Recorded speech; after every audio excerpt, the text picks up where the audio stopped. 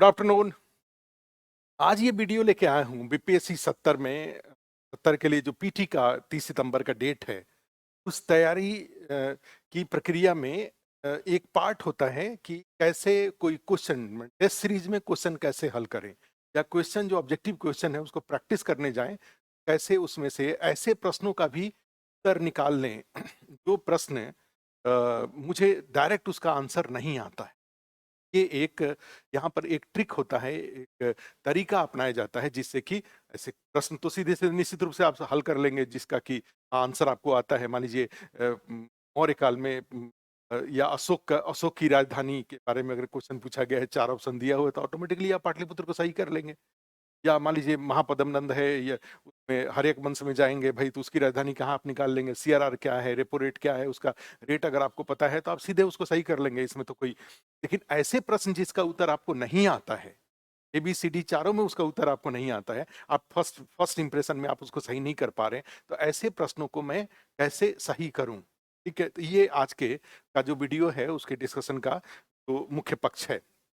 लेकिन इससे पहले कि इस तरीके पे आऊं जिससे कि ऑब्जेक्टिव क्वेश्चन को आसानी से हल किया जा सके, अधिक से अधिक हल किया जा सके, इससे पहले मैं जैसे पहले जो के पहले वाले बीपीएससी 70 के लिए जो हमने वीडियो बना रखा है उसमें आप जानते हैं कि मैंने आपको बताया था कि भाई एक बीपीएससी 70 है और इसका पीटी है, इसमें 8 टोटल सेक्शन हैं, 8 सेक्शंस हैं और ये 8 सेक्शंस में से 150 प्रश्न क्वेश्चंस आपसे पूछे जा रहे हैं, पूछे जाएंगे और निगेटिव मार्किंग है ही। तो ये 8 सेक्शन में फिर से आपको एक बार रिवाइज करा दूं तो आप जानते हैं कि history, polity, economy, geography, Bihar special, current affairs,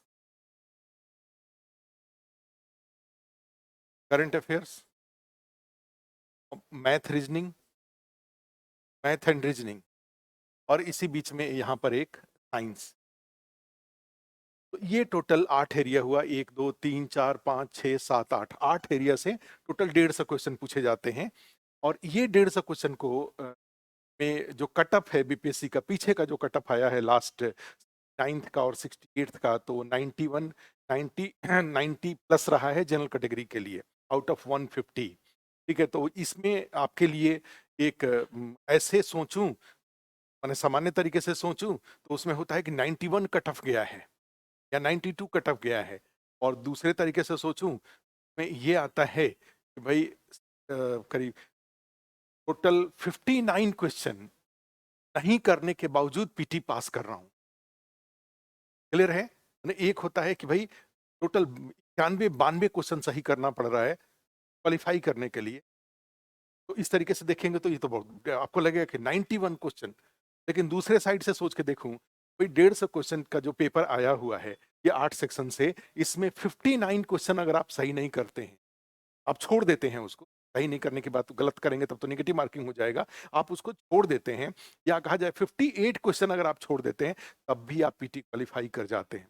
और 58 क्वेश्चन छोड़ने का मतलब ये हुआ कि हर 3 क्वेश्चन में से अगर एक क्वेश्चन आप छोड़ते जाते हैं तब भी 3 क्वेश्चन में से एक क्वेश्चन छोड़ के 2 क्वेश्चन भी सही अगर आपका सही हो जाता है तो आपका पीटी आराम से क्वालिफाई हो रहा है। ये इसका मीनिंग क्या हुआ कि 50 क्वेश्चन, 50 या 8 और 2 ले 58 क्वेश्चन आपको नहीं करना। फिर इसका निष्कर्ष क्या निकला कि ये 8 सेक्शन के बारे में सब कुछ जानने के बदले जो जाने उसको अच्छे से जाने, तब भी आपका ये 92 सही हो जाएगा। क्लियर है?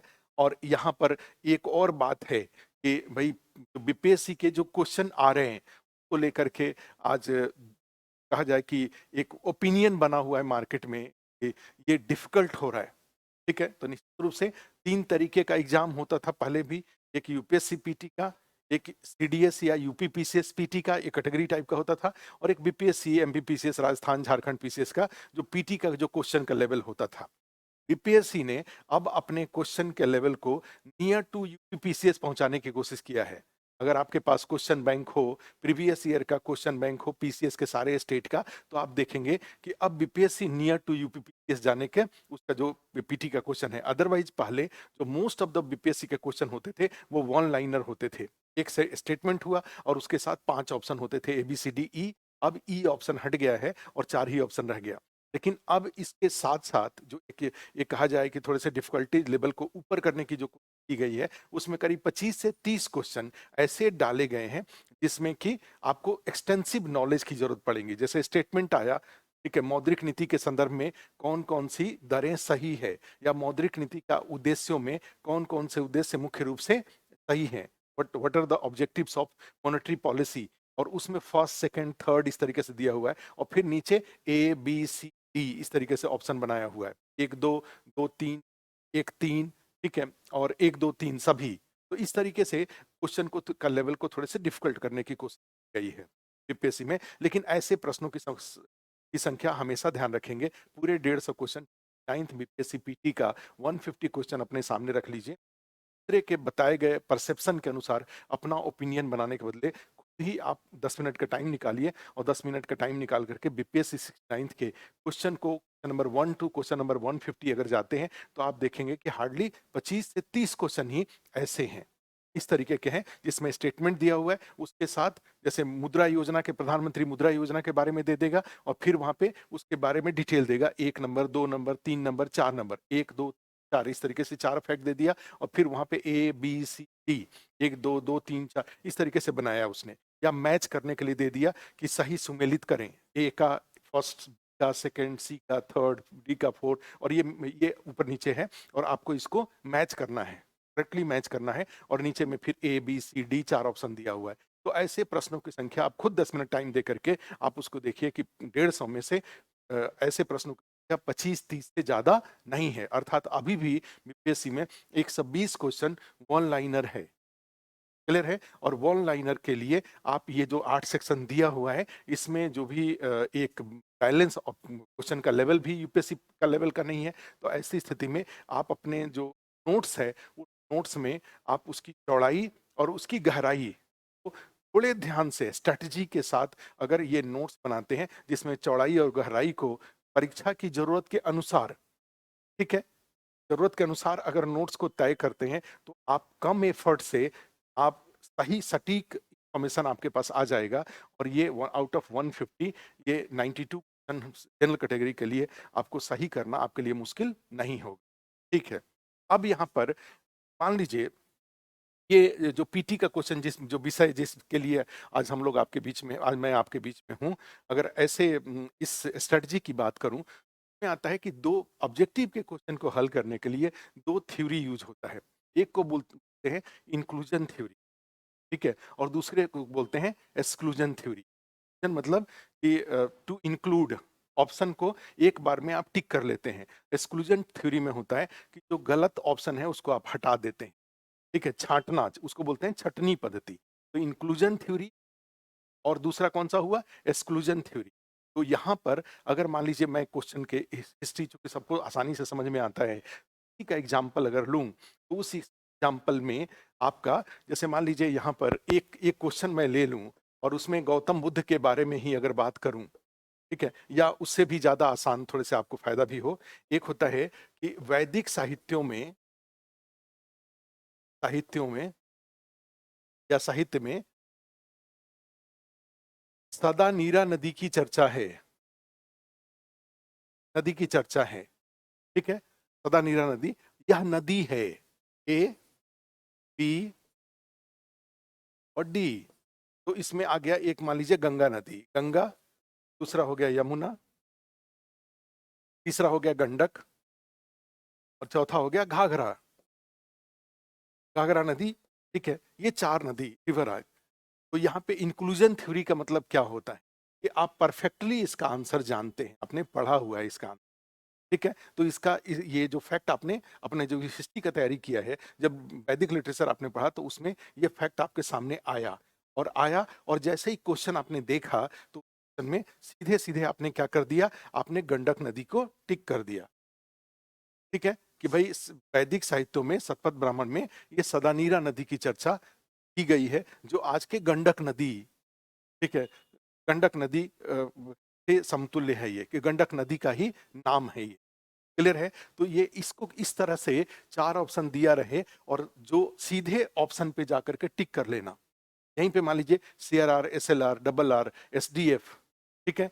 तो ये जो 4 ऑप्शन दिया रहा है, CRR कितना है, SLR कितना है, RRR रेपो रेट कितना है और SDF कितना है, ये 4 ऑप्शन, 4 और उसके सामने इनकी दरें दी गई हैं, इनका रेट दिया गया है और आपको सीधे, बाकी 3 गलत होगा, 1 सीधे सही होगा, आप सीधे-सीधे क्या कर सकते हैं, उसको टिक कर सकते हैं। ऐसे इस तरीके को बोला जाता है इंक्लूजन थ्योरी। और जनरली जो ऐसे लोग जो कि हार्ड माने जो नए लोग होते हैं, जो खूब पढ़ाई किए हुए रहते हैं, वो इस थ्योरी को ज़्यादा यूज़ करते हैं। लेकिन इस थ्योरी की समस्या ये है कि इवन बीपीएससी के 150 क्वेश्चन में भी इस तरीके को अपना करके आप 70-80 क्वेश्चन से ज़्यादा सही नहीं कर पाते हैं। और इसीलिए आप देखेंगे कि जब एग्ज़ाम दे कर के लोग एग्ज़ाम हॉल से बाहर निकलते हैं, तो अपने बुकलेट को मिलाने की ज़रूरत पड़ती है। क्यों मिलाने की ज़रूरत पड़ती है? क्योंकि कुछ क्वेश्चन ऐसे रहते हैं, जहाँ पे उनका इंक्लूजन थ्योरी यूज़ नहीं हुआ है। मेजॉरिटी ऑफ क्वेश्चन उनके लिए, जो पढ़े हुए व्यक्ति हैं उनके लिए। इसके पीछे एक एग्जांपल बताता हूँ। ये जो भूगोल की आप किताब पढ़ते हैं महेश वर्णवाल जी का, वो मेरे मित्र हैं। ठीक है, अभी पौंडीचेरी कैडर में थे, अभी अरुणाचल प्रदेश में वो आईपीएस के रूप में पोस्टेड हैं। ऐसे ही यूपीएससी का एग्जाम था, यूपीएससी का एग्जाम था, पीटी का एग्जाम चल था। ये सन 2000 के आसपास की बात बता रहा हूँ। तो मैंने पूछा, कह रहे महेश जी अभी पीटी का एग्जाम आप इस तरह से क्यों घूम रहे हैं? तो उसमें उनका कहना बड़ा अच्छा, उन्होंने बड़ा स्मार्टली एक जवाब दिया जो आपके लिए भी, भाई देखो ऐसा है कि मैं मुझे इतना एक्सपीरियंस है कि जब पीटी में पेपर सामने आएगा तो मैं गलत को छांट दूंगा।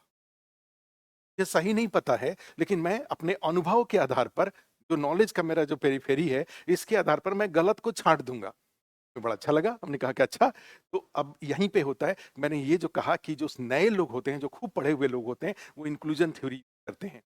लेकिन जो पढ़ने के साथ-साथ लंबे समय से पढ़े हुए रहते हैं, पहले खूब पढ़े हुए रहते हैं और उसके बाद थोड़े सीनियर हो जाते हैं, तो वो इंक्लूजन थ्योरी के साथ-साथ वो एक्सक्लूजन थ्योरी भी यूज़ करते हैं। इंक्लूजन अपने सीधे नॉलेज के अनुसार कर लेते हैं वो, और एक्सक्लूजन में वो सही नहीं जानते हैं, लेकिन गलत को अपने अनुभवों के आधार पे गलत को वो जानते हैं और गलत को छाँट लेते हैं। अब यहाँ पर है कि जो एक नया बच्चा जो कि खूब मेहनत कर रहा है, वो अगर इंक्लूजन के साथ-साथ एक्सक्लूजन का तरीका भी अगर जान लेता है, तो उसके सफल होने के चांसेस बढ़ जाते हैं। ठीक है? और एक्सक्लूजन में क्या हुआ, जैसे मान लीजिए कोई क्वेश्चन अगर एग्जांपल के रूप में ले लें, हिस्ट्री का ही चलिए क्वेश्चन ले लें, उसमें आता है कि हिस्ट्री हिस्ट्री के क्वेश्चन में से ही अगर एक क्वेश्चन हो जाए, क्वेश्चन जैसे इसमें वैदिक साहित्य के बारे में ही चलिए ले लेते हैं, जो वैदिक लिटरेचर है उसी को लेकर के वैदिक साहित्यों के बारे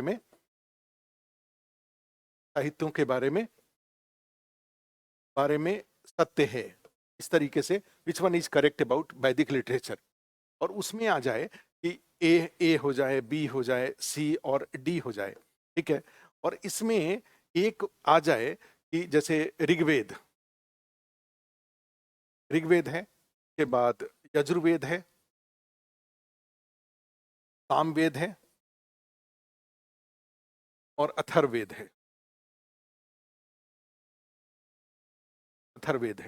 और इसमें 4 ऑप्शन हो।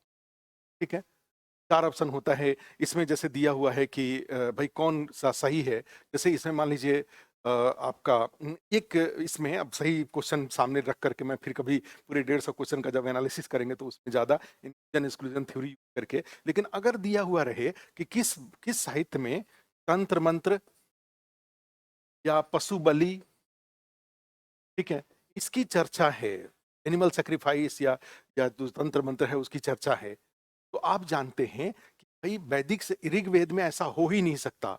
इनिशियल प्रकृति पूजक हैं वो। यजुर्वेद में हो सकता है, वैदिक को जो साहित्य ऋग्वैदिक जो यज्ञ कर्म कांड के संदर्भ में है। ठीक है, सामवेद गीत संगीत के संदर्भ में है। लेकिन सबसे बाद का चूंकि तंत्र मंत्र और पशु बलि वगैरह, ये सब तो एक ऐसे कॉम्प्लिकेटेड रिचुअल्स हैं, और ये कॉम्प्लिकेटेड रिचुअल्स की चर्चा ये वैदिक साहित्य को अगर कर्म कांड से जोड़ के देखा जाए, तो निश्चित रूप से जैसे जैसे ये साहित्य की रचना बाद में हुई होंगी, सबसे बाद वाले में इसके होने के चांसेस सबसे ज्यादा है। तो मैंने क्या किया, मैं यजुर्वेद को अथर्ववेद को नहीं जानता हूं, लेकिन मैं ऋग्वेद में ये नहीं होगा। ठीक है, यजुर्वेद में ये नहीं हो सकता है, सामवेद में ये नहीं हो सकता है, तो किस में हो सकता है? ठीक है, मैंने क्या किया, अथर्ववेद में। और जनरली एक्सक्लूजन थ्योरी में एक और होता है कि भाई हमारे पास छांटते हुए हम 2 ऑप्शन छांट देते हैं, लेकिन फिर 2 बच जाता है, और 2 बच जाता है तब भी तो आसान हो गया। 4 में से 1 छांटना से अच्छा है कि 2 गलत को हटा देते हैं और उसके बाद 2 बच जाता है, उस 2 में से 1 सही होने के चांसेस बढ़ जाते हैं। तो जब नेगेटिव मार्किंग का पेपर हो तो उसमें कहा जाता है कि इंक्लूजन थ्योरी जो बिल्कुल कंफर्म है, आप सब सही कर लीजिए, लेकिन एक्सक्लूजन थ्योरी भी जरूर यूज करिए। और एक्सक्लूजन थ्योरी में कई कई बार ऐसा होगा कि एक्सक्लूजन थ्योरी यूज करने के बाद भी आप छांट नहीं पा रहे, तो ऐसे क्वेश्चन को निगेटिव मार्किंग पूरी तरह से छोड़ दिया जाता है। लेकिन अगर छांटने से अगर 2 निश्चित रूप से छंट जाता है और 2 बच जाता है, तो इस तरह के प्रश्नों को रिस्क लिया जाता है।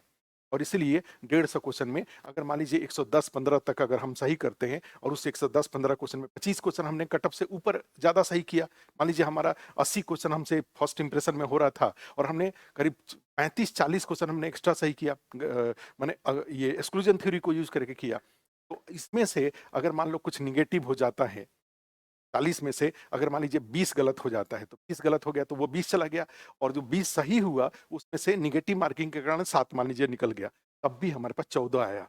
80 हमारा सही हो रहा था और 14 और सही हो गया, तो हम 94 क्वालिफाई कर जाएंगे। तो इसका मीनिंग होता है इंक्लूजन थ्योरी आप जरूर करिए, लेकिन साथ में एक्सक्लूजन थ्योरी प्रैक्टिस करिए। और जब टेस्ट सीरीज आप में शामिल होते हैं ऑब्जेक्टिव का, या खुद से क्वेश्चन प्रैक्टिस करते हैं, में इस एंगल को भी आप उस एक्सपीरियंस करने की कोशिश करिए, उसको एक्सपेरिमेंट करिए कि ऐसे 10 क्वेश्चन सीधे इंक्लूजन थ्योरी से आ रहा था, मैंने कर लिया, अब 10 क्वेश्चन जो है, 20 क्वेश्चन का टोटल क्वेश्चन आप कर रहे थे, पेपर कर रहे थे, तो नेक्स्ट 10 है उसको मैं नहीं जानता हूं, और वहां पे एक्सक्लूजन थ्योरी करके मैं सही करने की कोशिश करता हूं और देखता हूं कि कितना क्वेश्चन सही हो रहा है।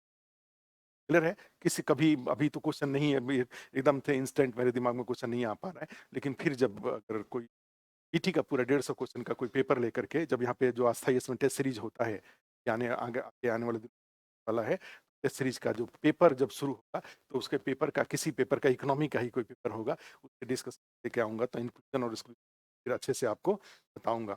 आप जरूर, जैसे हमने कहा हुआ है कि पी क्वालिफाई करने के लिए जब निगेटिव मार्किंग होता है, तो निगेटिव मार्किंग के साथ है नॉलेज जरूरी है, नॉलेज जरूरी होता है। और उसके लिए, नॉलेज के लिए क्या होता है, एक चीज को 10 बार पढ़ना, 10 टाइम्स पढ़ना, और एक चीज को 10 बार पढ़ने के लिए आपको ये स्टडी मटेरियल चाहिए। अब ये स्टडी मटेरियल लूसेंट का गाइड नहीं हो सकता, या इस तरह के मिसलेनियस जो गाइड मार्केट में पड़े हुए हैं वो नहीं हो सकते, उससे 50 से 60 क्वेश्चन से ज्यादा सही नहीं होगा। फिर आप अपनी एग्जाम की जरूरत के अनुसार अपना नोट्स क्रिएट कर लीजिए, बिहार स्पेशल का, इकोनॉमी का, पॉलिटी का, हमने ये तरीका कैसे नोट्स बनेगा, कैसे कंटेंट बनेगा, ये हमने बता रखा है अस्थाई इसके इसके पहले वाले वीडियो में, आप उसको दे करके नोट्स बना करके, और फिर जब उसको पढ़ लीजिए, तो जब भी कोई टॉपिक पढ़ लेते हैं, अगर आप इंडस वैली सिविलाइजेशन पढ़ लेते हैं, या इकोनॉमी में मॉनेटरी पॉलिसी पढ़ लेते हैं, या पॉलिटी में आप फंडामेंटल राइट्स पढ़ लेते हैं, ज्योग्राफी में आप बिहार ज्योग्राफी पढ़ लेते हैं, तो उससे रिलेटेड क्वेश्चन जरूर प्रैक्टिस करिए। क्वेश्चन प्रैक्टिस करने से आपको ये पता चल जाएगा कि आपकी जो पढ़ाई है, आपका जो नोट्स है, वो आपके चैलेंज के लिए सफिशियंट है कि नहीं, और आप सही दिशा में प्रयास कर रहे हैं कि नहीं कर रहे हैं। ठीक है, तो आज के लिए इतना ही। स्मार्ट प्रिपरेशन करने की जरूरत है, स्मार्ट तरीके से क्वेश्चन हल करने की जरूरत है, तेजी तरीके से करने की। कल एक वीडियो देख रहा था, बड़ा अच्छा मुझे लगा, एक वो देख रहा था, फोटो देख रहा था कि भाई कैसे, तो मैं आपको उसको दिखाना चाहूंगा, जरूर आप उसको देखिए एक बार। ये देखिए इसमें क्या है, ये बहुत अच्छा एक आपको पता नहीं दिख रहा होगा, मैं और नजदीक ले जाके दिखाता हूँ इसको, देखो कैसे लिखा हुआ है, कैमरे के सामने ले जाकर के दिखा रहा हूँ, आप इसको देखिए। इसमें क्या लिखा हुआ, मेहनत से नहीं मेरे दोस्त, दिमाग से काम करो, सफलता के मंत्र, क्योंकि आज का समय हार्ड वर्क का नहीं, स्मार्ट वर्क का है। ठीक है, और उसमें देखो कैसे है, वो भैंस के ऊपर बैठ गया है और लकड़ी में घास बांध करके भैंस के मुंह के सामने, अब भैंस क्या करेगी, उस घास को खाने के लिए खूब तेज तेज चलेगी, या आदमी अपने टारगेट पर पहुंच जाएगा। अदरवाइज देखो, वो एक आगे से खींच रहा है, एक पीछे से खींच रहा है, और वो भैंस चलने का नाम नहीं ले। क्लियर है? ये ध्यान में रखिए इस बात को। आज के डेट में स्मार्ट वर्क, तो इस तरह से न सिर्फ पढ़ाई स्मार्ट तरीके से, बल्कि क्वेश्चन को भी स्मार्ट तरीके से हल करने की जरूरत है, आपके सफल होने के चांसेस बढ़ जाएंगे। ठीक है, थैंक यू। आज के लिए इतना ही, फिर दोबारा किसी दूसरे वीडियो में मिलेंगे आप।